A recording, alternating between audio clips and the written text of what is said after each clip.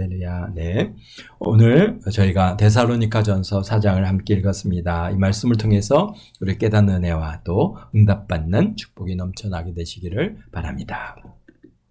데살로니가 교회는 우리 사도 바울이 2차 복음 전도 여행 중에 세워진 교회입니다. 데살로니가는 마게도냐 지역의 수도이고 당시에 우리 로마에 의해서 직할로 지배되던 그런 아주 중요한 항구 도시이기도 합니다. 이 도시에 우리 빌립보에서 매 맞고 상처 입고 상처를 안고 우리 바울 사도와 실라가 이제 데살로니가로 왔을 때 하나님께서는 그 주를 향한 그러한 순수한 신앙인들을 예비하셨고 또 비록 3주간의 짧은 시간 동안에 머물면서 복음을 전하였지만 신실한 유대인들과 또 경건한 헬라인들이 복음을 받아들이고 이제 교회가 세워지는 은혜의 역사가 이루어진 곳이 바로 데살로니가입니다. 그러면서 데살로니가를 떠난 사도 바울은 이제 환난과 박해를 당하고 있는 우리 데살로니가 교인들에 대한 걱정과 또 데살로니가 교인들과 교회가 믿음 안에 이렇게 잘 지내고 있는지 아니면은 참 완악한 유대인들로부터 박해를 당하여 흩어져 있지는 않은지 참 걱정이 돼서 디모데 우리는 이제 여기서 우리 데살로니가 우리 3장에서 보면은 디모데 전도사님을 곧 복음의 그리스도의 복음을 전하는 하나님의 일꾼인 디모데를 데살로니가로 보내어서 데살로니가 성도들의 믿음을 굳건하게 하고 예수 믿는 이유를 바로 예수 믿는 이유로 받은 박해나 또는 고난이나 환난을 믿음으로 잘 승리하는 그런 데살로니가 교인들을 위로하기 위해서 데살로니가 전서를 기록하고 있습니다. 그래서 디모데 전사님을 보냈는데 디모데 전사님이 돌아와서 전하는 말이 데살로니가 성도들이 믿음과 사랑의 기쁜 소식을 갖다가 전할 뿐 아니라 사도 바울의 일행에 대해서도 갑작스럽게 떠나지 않았습니까?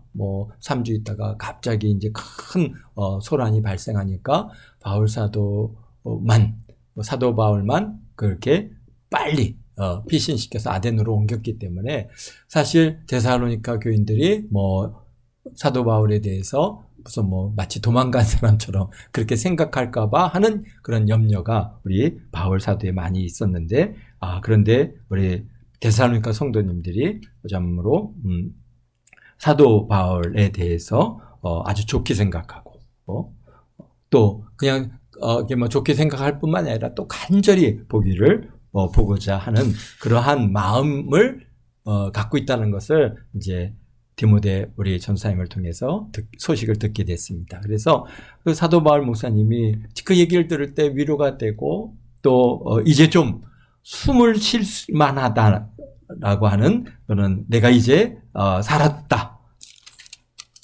이제 내가 살리라라고 하시는 말씀이 우리 데살로니가 3장 8절에 보면은 우리가 이제는 살리라라고 하시는 말씀이 이제 좀 내가 숨을 쉴 수, 얼마나 그동안에 마음 졸이고 있고, 얼마나 많이 우리 데살로니가 교인들 향한 그러한 그 염려와 근심들, 또 그래서 그들을 위해서 눈물로 기도하고 하던 이 일들에 있어서 좀 이제는 여유가 생겨진 그런 마음을 갖다가 이제 여기에 기록하고 있음을 보았습니다.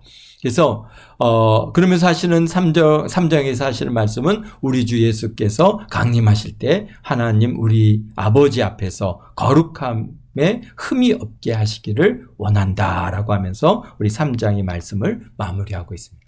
그러면서 이제 4장으로 들어가면서 이제 그러므로 형제들아 끝으로 우리 주 예수 안에서 너희에게 구하고 권면하노니라고 이제 새로운 그러한 분위기로 이렇게 시작을 하고 있습니다. 그러므로라고 하면은 이제 어떤 전환점이죠. 그러므로 또 하니까 그러므로 이러해라 결론을 갖다가 내리는 그런 이제 전환점의 얘기인데 여기가 형제들아 우리가 끝으로라고 또 이게 마지막으로 이제 그만 이제 여기서 끝나는가 보다 이게 아니라 끝으로라고 하는 것은 이제 앞으로 앞에 있던 이런 일들을 새롭게 또 전환해 가겠다 하는 그런 의미를 담고 있습니다. 그래서 그러므로 이제 1장에서부터 3장까지는 참 고난받고 어려움을 당하는 아직도 신앙적으로는 어린 데살로니가 성도들에 대한 사도 바울 목사님의 안타까움과 개인적인 심정들을 갖다 많이 기록하고 있습니다. 그렇죠. 그런데 이제 특히 이렇게 어려운 가운데서도 신앙을 잘 지키고 믿음을 굳건하게 하는 그런 데살로니가 성도님들을 갖다가 이제 칭찬하는 내용들이 1장에서부터 3장까지 쭉 이어지고 있죠. 그래서 우리가 지난 1장에서부터 3장까지의 말씀을 나누었듯이 굉장히 조심스럽게 데살로니가 교인들에 다가가고 그들의 사정을 살피고 계신 것을 우리가 볼 수가 있습니다.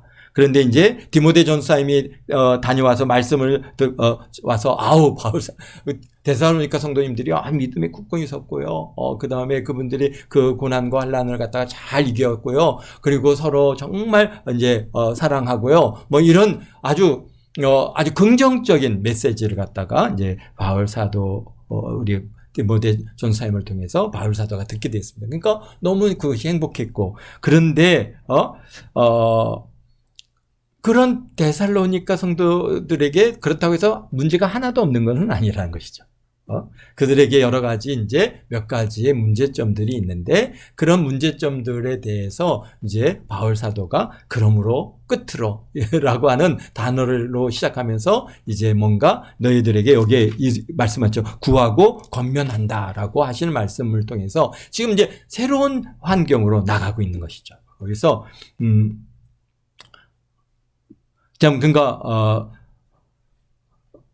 그런데 디모데 전사님의 말씀을 듣고 이제 데살로니가 교인들에게 중요한 가르침을 주어야 한다는 것을 알게 됐습니다. 물론 데살로니가 교인들이 신앙생활을 잘하고 있지만은 그들 가운데 아직 해결되지 못한 문제와 또 잘못 알고 염려하는 신자들의 중에 어떤 문제가 있냐? 먼저 죽은 자들에 대한 그런 이분들은 어떻게 되는가라고 하는 것에 대한 잘못된 이해가 있기에 그들을 갖다가 바로 세워야 할 필요가 이제 있게 됐습니다. 그래서 끝으로 헬라어로는 로이본이라고 하는데 지역하면은 남은 것에 대해서 이제부터라고 하는 그런 뜻을 갖고 있습니다. 그러니까 이제부터 자 그러면 그 다음에 이제부터 이렇게 새롭게 시작하겠다 그런 뜻을 갖고 있습니다. 그래서 우리가 뭐 이제 우리 목사님들이 나오셔서 이제 끝으로 뭐 한마디만 하겠습니다. 그러면은 이제 이게 끝나는 건가 보다 이렇게 생각을 하면 안 되고 이제부터 새롭게 뭔가 앞에서 말씀하신 내용들의 전환점으로 지금 넘어가고 있다라고 그렇게 이해하시면 되겠습니다. 그래서 끝으로 했는데 끝으로 하고 나서 뭐 5분, 10분 이상 이렇게 넘어가는 일들이 많습니다. 그래서 여기 또 마찬가지죠. 우리 데살로니가 전서에서 사도 바울께서도 이제 끝으로 한마디를 하고 마칠 것 같은데 여기서 굉장히 다양한 말씀들을 갖다가 이제 4장, 5장에 걸쳐서 그들에게 권면의 말씀을 주고 계십니다. 그래서 실질적으로 초신자이고 충분한 말씀의 훈련들이 안 된 데살로니가 성도들에게 조심스럽게 권면의 말씀을 지금 하고 계신 것입니다.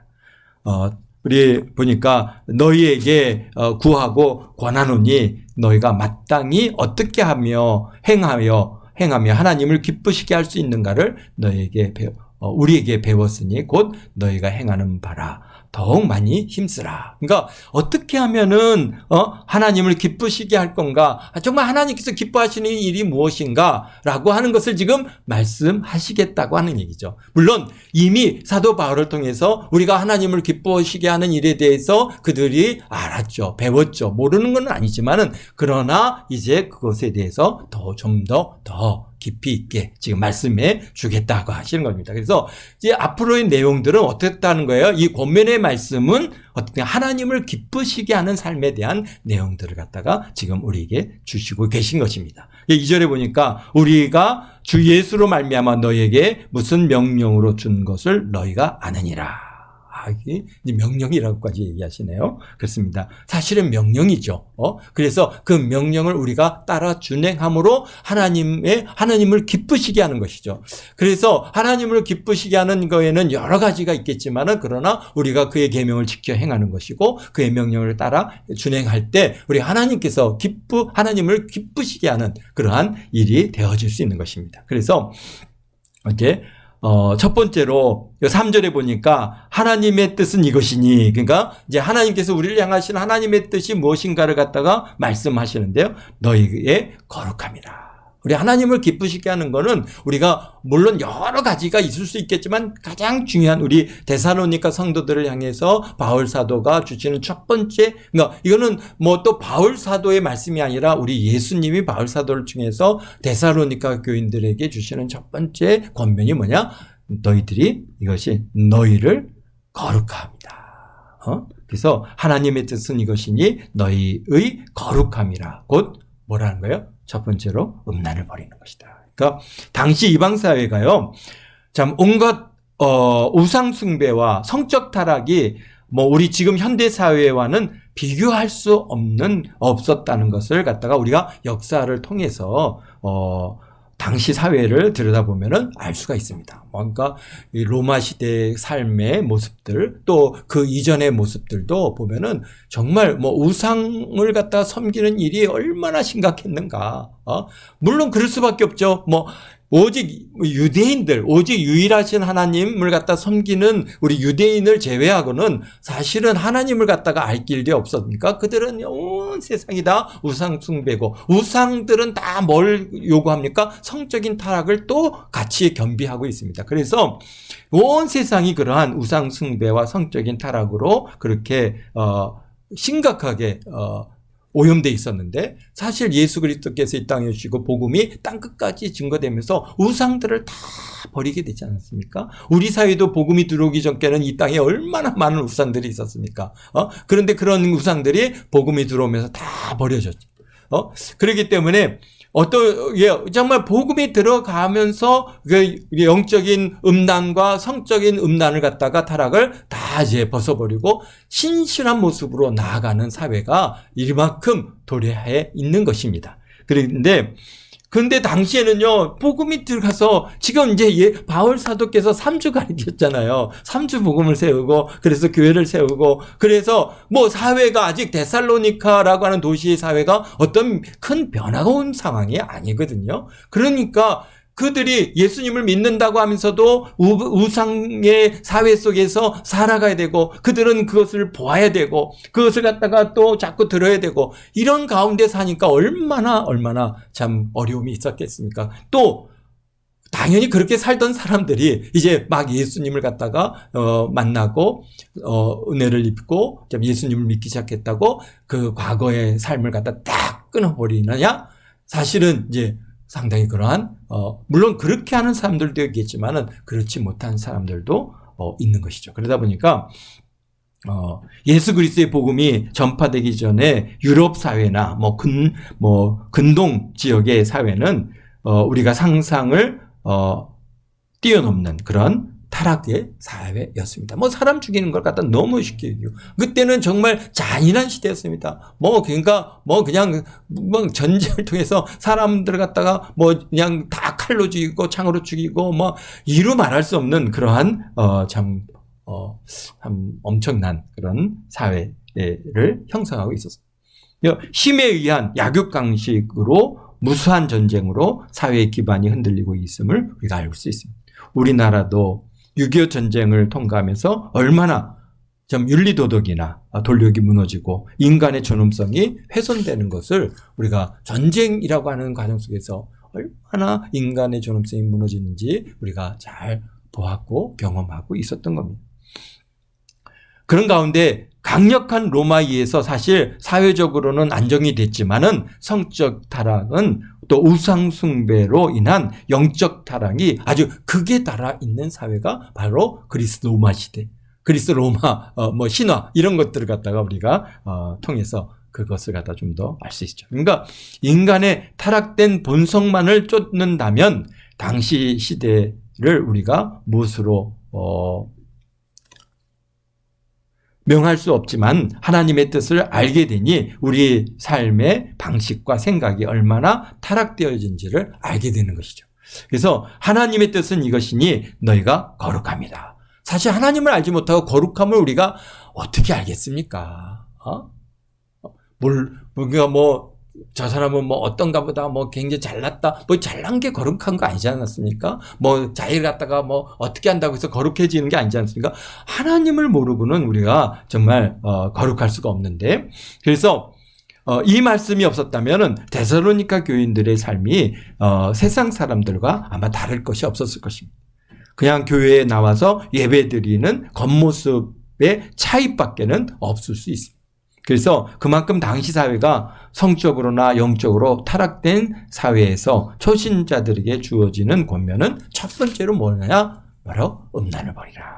음란을 버리라. 그래서 그렇죠? 그리고 두 번째로는 뭐라고 말씀해요? 각각 거룩함과 존귀함을 존귀함으로 자기 아내를 대하라. 야, 이거는 혁명입니다. 사실 그 당시에 여성들의 인권이라는 것은 사실 여성들의 인권이 이 정도로 우리가 세워진 시대가 얼마나 됐습니까? 한 100년 전만 해도, 아니 100년 전이 뭐예요? 정말 몇십 년 전만 해도 여성들에 대한 인권이 정말 우리 이 땅에 정말 별로 없었던 시대. 그런데 정말 복음이 증거되고 교회가 바로 세워짐에 따라서 여성들의 인권들이 자꾸 이렇게 높여지는, 그래서 정말 남성이나 여성이나 다 동등한 사회로 갈 수 있었던 것은 오직 예수 그리스도 그분의 가르침이 아니고는 가능한 일이 아닙니다.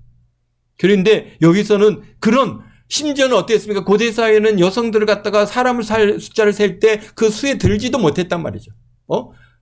사람들, 그 시대에는 여성은 사람의 수로 세지도 않던 그런 시대인데, 그런 아내들을 어떻게 하라고요? 너희가 각각 거룩함과 존귀함으로 자기 아내를 대할 줄로 알아라. 이야, 이건 아주 존귀하게, 거룩하게, 그렇게 거룩함과 존귀함으로 자기 아내를 대할 줄 알라. 그러니까 그만큼 여성 아내에 대한 그러한 그 시대의 모습들은 완전히 사람 취급도 안 하고, 우리가 그 유대인 사회에서도 그랬는데, 하물며 로마 시대 사회는 이방 사회는 얼마나 더 심각했겠습니까? 그런데 우리 오늘 하나님께서는 말씀하신 거죠. 아내들을 어떻게 하라고요? 존귀하고 거룩함으로 대하라.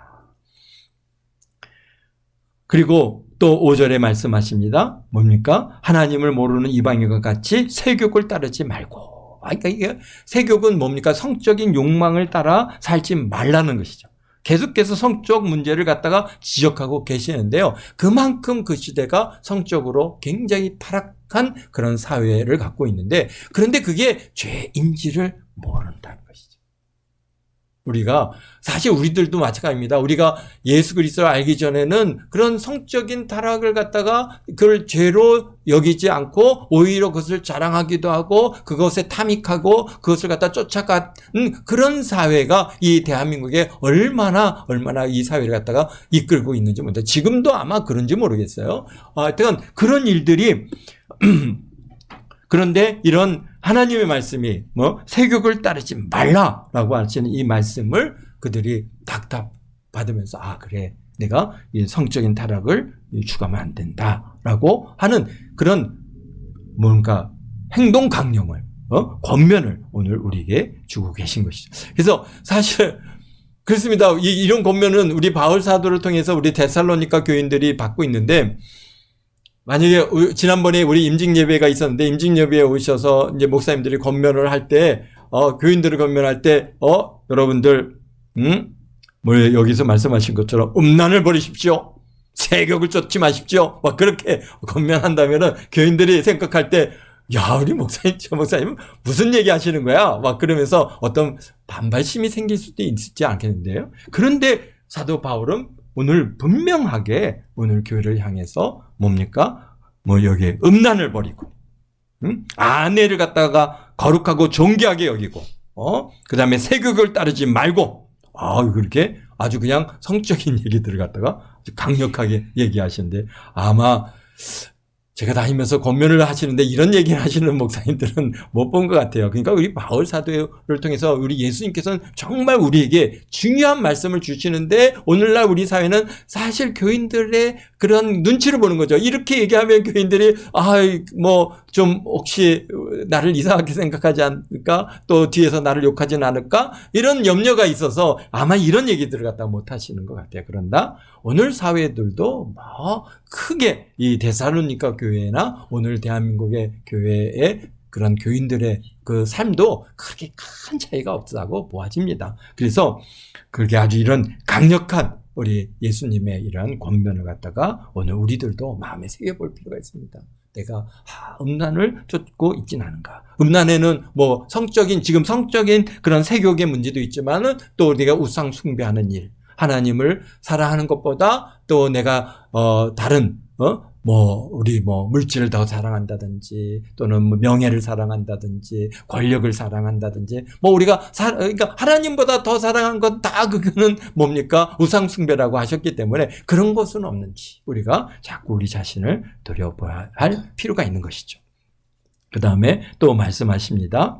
6절에 보니까 이 일에 분수를 넘어 형제 해하지 말라. 이는 우리가 너희에게 미리 말하고 증언한 것 같이 이 모든 일에 주께서 신원하여 주심이라. 그러니까 이 일은 어떤 일이라는 거예요? 음란과 세욕과 즉 성적인 그러한 부정, 분수를 넘어서 자기 욕심을 따라서 도를 넘는 행위, 바로 형제를 갖다가 해하지 말라. 그러니까 성적 죄는 단순히 개인의 그러한 잘못이 아니라 다른 사람을 해치는 그런 죄가 된다는 것이죠. 그리고 주께서 신원하여 주심이다. 그래서 신원이라고 하는 뜻은 보응하시기 때문이다. 그런 의미도 갖고 있습니다. 그러니까 하나님께서 이런 죄에 대해서 반드시 심판하시고 징계하시니까 이런 앞서서 음란을 버리고 그 다음에 아내를 갖다 존귀하게 여기고 그 다음에 세욕을 쫓지 않는 거 이런 것들을 그렇게 따르라. 이게 데살로니가 교인들이에요. 이런 말씀 그동안에 바울 사도가 내가 너희를 사랑한다. 너희들 참 잘했다. 그래 내가 너희들 그냥 이렇게 어려운 가운데서도 그 고난 가운데서도 잘 믿음으로 잘 승리해 나오니 너무 행복하다. 너희들이 나를 갖다 이렇게 좀 귀하게 여겼다고 하는 소식을 때 너무 기뻤다. 다 앞에 있는 내용들은 칭찬입니다. 그래서 쭉 간이 칭찬하고 그러니까 지금 사실 실질적으로 데살로니가 전서를 기록해서 보내시는 주요 메시지는 사실 제 끝으로부터 시작하는 겁니다. 앞에는 사실 사람들의 마음을 갖다가 이렇게 열려고 하면은 칭찬을 해야죠. 잘했어요. 아름답습니다. 그런데 끝으로 내가 좀 한마디 하겠는데 이런 것들을 좀 바로 세웠으면 좋겠습니다. 라고 우리가 그렇게 얘기할 때 듣는 사람들이 그걸 갖다가 처음 어떻게까 그것을 마음의 문을 열고 받아들이지 처음부터 너 왜 음란해? 너 왜 세욕을 쫓아? 그러면 안 돼! 이렇게 한다면은 아마 데살로니가 전서를 갖다 듣는 데살로니가 교인들은 에이! 안 들어! 아마 몰라 그럴 거면서 아마 반발심이 꽤 있었을 겁니다. 근데 사도 바울은요, 그러니까 우리 정말 예수님의 성품은 그렇게 하지 않습니다. 정말 앞에서는 다 칭찬하죠. 그래 알아. 너희들이 이렇게 힘들고 어렵지. 그 고난 가운데 정말 데살로니카라고 하는 그 환난과 그 고난의 그런 도시 안에서 신앙생활하는 거 참 어렵지. 그런데도 너희들이 이렇게 정말 연약한 믿음을 가지고 그렇게 잘 주님을 섬겨간다니 내가 너무 기쁘다. 내가 너를 사랑한다. 내가 너를 갖다가 귀히 여긴다. 막 그렇게 칭찬하시고 그런데 내가 있지. 한 가지 꼭 이건 좀 했으면 좋겠는데 하나님께서는 거룩하신 것을 원하시니까. 그러니까 너희가 거룩을 쫓아서 살아야 돼. 거룩한 게 뭐냐? 바로 음란을 버리는 것이고 아내를 귀하게 여기는 것이고 세욕을 쫓지 않는 것이야. 이렇게 지금 얘기하시는 것이죠. 그러니까 그럴 때 그래. 그래. 음란을 갖다가 내가 버려야지. 그리고 결단하게 되어지는 것이죠.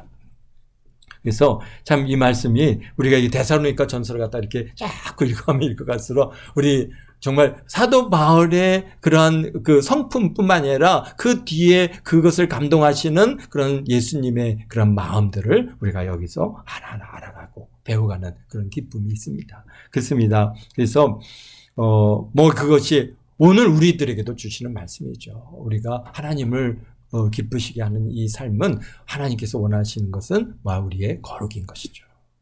우리가 뭐 다른 대단한 것들을 갖다가 하나님을 이걸 통해서 큰 물질을 하나님 앞에 헌금한다고 하나님께서 기뻐하시는 일이 아니라 우리의 삶이 오늘 말씀하신 것처럼 거룩을 쫓아가는 이 일이 우리 하나님을 기쁘시게 하는 일이라고 하는 사실을 우리가 잊지 않게 되시기를 바랍니다.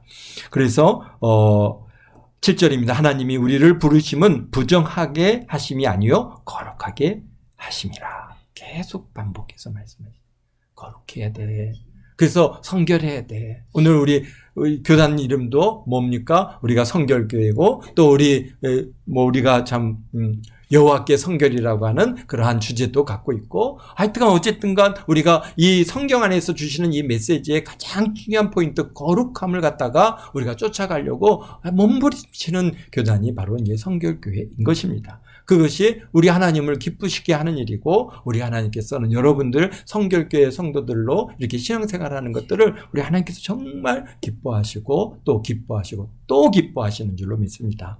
그래서 하나님이 우리를 부르심은 부정하게 하심이 아니요 거룩하게 하심이니 그러므로 저버리는 자는 사람을 저버림이 아니요 너희에게 그의 성령을 주신 하나님을 저버림이라.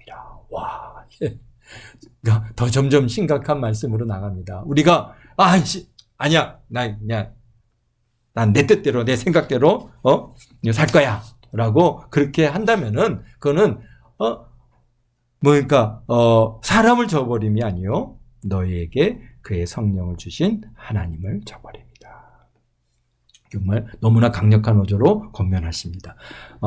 성령을 주신 하나님을 저버립니다. 오늘날 사는 우리들에게도 도전을 주시는 말씀인데요. 성령의 인도함을 받으면 성령님을 인정하고 그분의 말씀에 순종하며 살아가고 있는가?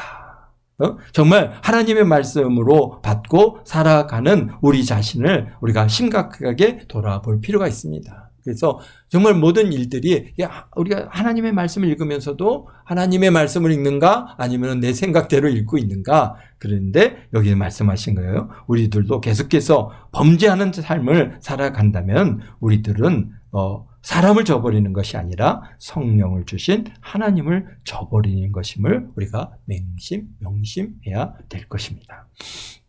그렇습니다. 그 다음에 우리 10절에서부터 12절에 이렇게 말씀하십니다. 형제 사랑에 대해서 또 권면을 하십니다. 그러니까 또 첫 번째는 거룩함이고 두 번째는 서로 사랑하라. 형제 사랑이죠.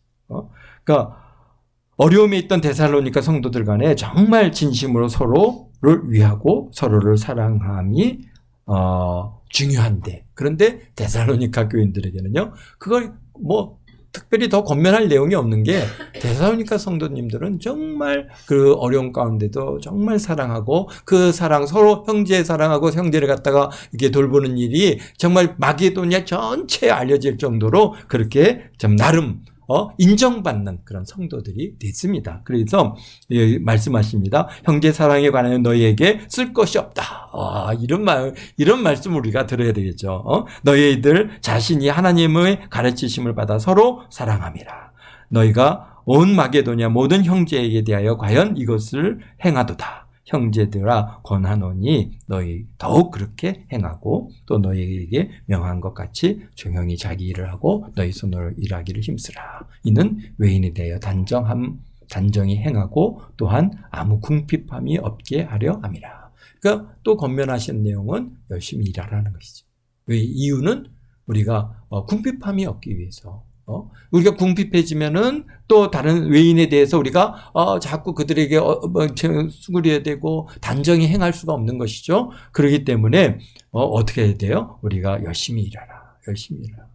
그리고 손으로 일하기를 힘쓰라. 그러면서 단정히 행하고 또한 아무 궁핍함이 없게 하려 함이라. 그래서 여러분들 우리 동학교 성도님들 또 나름 정말 최선을 다해서 열심히 일을 하면서 오늘까지 살아오셨고 또 그렇게 살아가게 될 줄로 믿습니다. 그럼으로써 여러분이 궁핍함이 없이 너무 여유롭고 풍요로움은 바로 이러한 우리들의 열심을 통해서 하나님께서 그것을 통해서 우리에게 필요를 채워주시는 것이지 그냥 하늘에서 뚝하니 떨어지는 일은 사실 세상에 없다라는 것을 우리가 너무나 지금까지 살아오면서 잘 알니까요. 그래서 이제 나라가 뭐 자꾸 주겠다 거저 주겠다 그런 얘기에 우리 현혹되지 마시고 그거는 제한된 겁니다. 그것으로 우리가 우리가 살아갈 수 있는 문제는 아닌 것이죠. 어차피 결국은 우리가 열심히 일함으로써 우리가 그것을 통해서 우리가 궁핍함이 없게 살아가게 되어질 줄 믿습니다.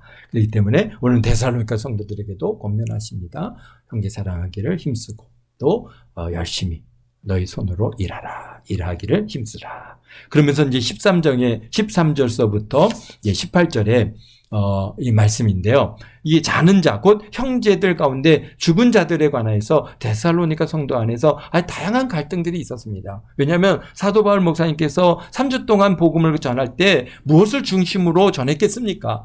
무엇을 갖다가 3주 동안 전했는데 그렇게 막 데살로니가 성도들이 그 뜨거움을 가지고 열심을 가지고 막 그렇게 신앙생활을 열심히 할 수 있었겠습니까? 그래서 이게 참 가장 궁금한 문제인데요. 사실 그렇습니다. 그 짧은 시간 동안에 중점을 두고 전한 말씀은 첫째 번째로 뭐냐면 예수님이죠. 예수님에 대해서 예수님의 예수님께서 바로 우리 구주가 되시고 예수님께서 우리의 죄를 대속하시기 위해서 십자가에 못 박혀 죽으심으로써 예수를 믿는 자에게 죄 사함을 받고 구원을 받는다라고 하는 그러한 복음의 중요한 메시지를 갖다가 바울 사도는 계속해서 말씀해 주셨습니다. 그리고 또 뭘 말씀해요? 그 예수님께서 십자가에 못 박혀 죽으시고 장사되셨다가 3일 만에 부활하셔서 이제 승천하셨습니다. 승천하셔서 부활의 첫 열매가 되셨다. 그런데 그 자리에 예수님께서 부활하시고 승천하시는 그 모습을 본 사람들이 대부분이 지금도 살아서 그것을 증언하고 있다라고 얘기를 갖다가 데살로니가 성도들이 그 교인들이 들을 때 얼마나 뜨겁습니까? 직접 정말 예수님께서 십자가에서 못 박혀 죽으셨다가 살아나신 거 보셨어요? 봤단 말이야. 그분이 거기 있다가 부활해서 올라가셨어. 그러면서 하시는 분이 다시 오겠다고 하셨다라고 하시는 그 말을 갖다가 그들이 들을 때 와, 그게 정말 그냥 살아있는 메시지로 마음에 팍 와닿는. 당시 지금 데살로니가 교회가 몇 년도에 세워졌어요? 50년도에서 51년 사이에 복음이 전해졌거든요. 그러니까 예수님께서 30년도에 십자가에서 죽으셨으니까 지금 한 20년 정도 지나거든요. 그러니까 예수님께서 십자가에서 죽으시고 장사되시고 또 부활하시고 승천하시는 그 모든 일을 갖다가 본 사람들이 지금 대부분 살아있다. 그러니까 그들이 듣게 될 때 굉장히 아주 충격적으로 또 정말 도전적으로 들려지는 거죠. 그런데 중요한 얘기는 뭐라고 하는가요? 그 예수님께서 다시 오신다. 다시 오신다. 예수님께서 다시 오셔서 온 세상을 새롭게 하시고 우리는 모두 들림받아서 저 천국에서 생활하는 그런 복을 누리며 살게 될 것이다. 그래서 예수님께서 곧 오십니다. 라고 그 얘기를 들었을 때 우리 고린도 성도들은 막 뜨겁고 그래서 금방 예수님이 이제 지금 올라가신 것도 보셨고 그 올라가시면서 내가 곧 오겠다고 하시는 그 음성을 다 들었다고 하니 그분들의 마음에는 곧 예수님께서 오실 것에 대한 아무런 의심이 없어요. 그런데 문제는 뭐가 문제예요? 이 중에 장래의 소망이 되는 예수님의 재림은 고난 중에 있던 데살로니가 성도들에게는 강력한 도전이 되었고 기쁨이 되어서 곧 오실 예수님을 맞이할 준비를 하면서 그 환난과 고난과 어려움을 갖다가 이겨낼 수 있는 그런 힘이 되어졌어요. 그런데 그런 사이에 어떤 일이 생겼냐면 먼저 죽는 성도들이 생겨난 겁니다. 곧 오시는 게 살아서 예수님을 만나야 되는데 또 살아서 예수님을 만날 거라고 그런 기대를 갖고 있는데 그들 중에 어떻게인가 갑자기 병들어서 죽는다든지 또 맞아서 죽는다든지 순교한다든지 막 이런 일들이 발생을 할 때 그럴 때 그들이 생각할 때 예수님이 재림의 영광에 참여하지 못하는 것은 아닌가. 이 죽은 자들이 예수님의 재림에 예수님은 꼭 살아서 지금 맞이해야 되는데 죽으면은 이게 어떡하지? 막 이런 그들이 이제 혼란이 생긴 겁니다. 이제 그것을 디모데 전도사님이 와서 이제 전한 겁니다. 여기 데살로니가 교인들이요, 먼저 죽은 사람들은 이게 지금 예수님의 재림의 영광스러운 자리에 참여하지 못하는 거 아닙니까? 그들은 그럼 어떻게 되는 겁니까? 내 부모가 죽었고 내 형제가 죽었는데 이거 어떡합니까? 그러면서 염려하더라는 거예요. 그래서 오늘 사도 바울 목사님은 우리 13장에서부터 18장에 걸쳐서 예수님의 재림의 그 순간에 그 순서들을 갖다가 쭉 이제 말씀해 주시면서 이 데살로니가 성도들이 바른 그런 재림관을 가질 수 있도록 말씀해 주고 계시는 것이죠. 볼까요? 우리가 예수께서 죽으셨다가 다시 14절입니다. 다시 살아나심을 믿을진데 이와 같이 예수 안에 사는 자들도 하나님이 그와 함께 데리고 오시리라. 그러니까 먼저 죽은 자들, 그 사람들이 그냥 거기서 죽는 것으로 끝나는 게 아니라 예수님께서 다시 오실 때 그들을 데리고 온다. 그러면서 15절에 우리가 주의 말씀으로 너희에게 이것을 말하노니 주께서 강림하실 때까지 우리 살아남아 있는 자도 자는 자보다 결코 앞서지 못하리라. 우리가 죽은 자들이 먼저 어떻게 합니까? 부활해서 하늘로 올려가는 것이죠. 그러니까 그러면서 15절에 주께서 호령과 천사장의 소리와 하나님의 나팔 소리로 치니 하늘로부터 강림하시니 그리스도 안에서 죽은 자들이 먼저 일어나고. 그러니까 앞에서 이미 말씀하셨으면 하나님께서 예수님 안에 자는 자들도 하나님이 그와 함께 데리고 오시는데, 그러니까 그 죽은 영혼들은 다 이미 이제 어떻게 낙원에 가 있잖아요. 그들을 갖다가 다 데리고 올 때 이 땅에서 죽은 육체들이 이제 부활해서 다 올라오는 것이죠. 그래서 그러니까 그 죽은 자들이 일어나고 그 후에 우리 살아남은 자들도 그들과 함께 구름 속으로 끌려 올려 공중에서 주를 영접하리니. 그러니까 먼저 죽은 자들이 끌려 올라. 그 다음에 우리 살아남아 있던 우리들이 이제 끌려 하늘로, 우리가 육체가 변해서 하늘로 쫙 끌려, 공중으로 끌려. 그래서 그걸 갖다 휴거다라고 얘기하는 것이죠. 그래서 우리 구에 우리 살아남은 자들도 그들과 함께 구름 속으로 끌려 올려 공중에서 주를 영접하고, 그리고 어떻게 하는가? 우리가 항상 주와 함께 있으리라. 그러므로 이런 말로 서로 위로하라. 아멘.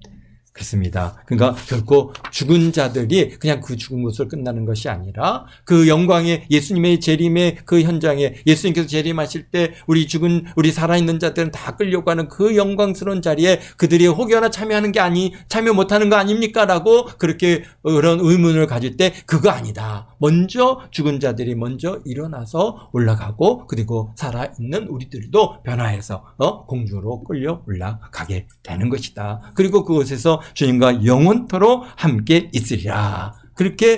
그러니까 염려하지 말고 걱정하지 말고, 그래서 주님 안에서 우리 믿음의 형제들, 자매들, 또 우리 부모들, 또 우리 하여튼 우리 일가친척들 다 주 안에서 죽을 때 우리가 그것을 인해서 근심하고 걱정하지 말라. 그들이 먼저 일어날 것이다. 라고 하시는 그런 우리 데살로니가 전서 4장을 통해서 재림의 시간, 재림의 광경, 이거 눈으로 보아지는 것 같지 않습니까? 예수님께서 주께서 호령과 천사장의 소리와 하나님의 나팔 소리로 하늘로부터 강림하시는 것을 우리가 보게 될 것입니다.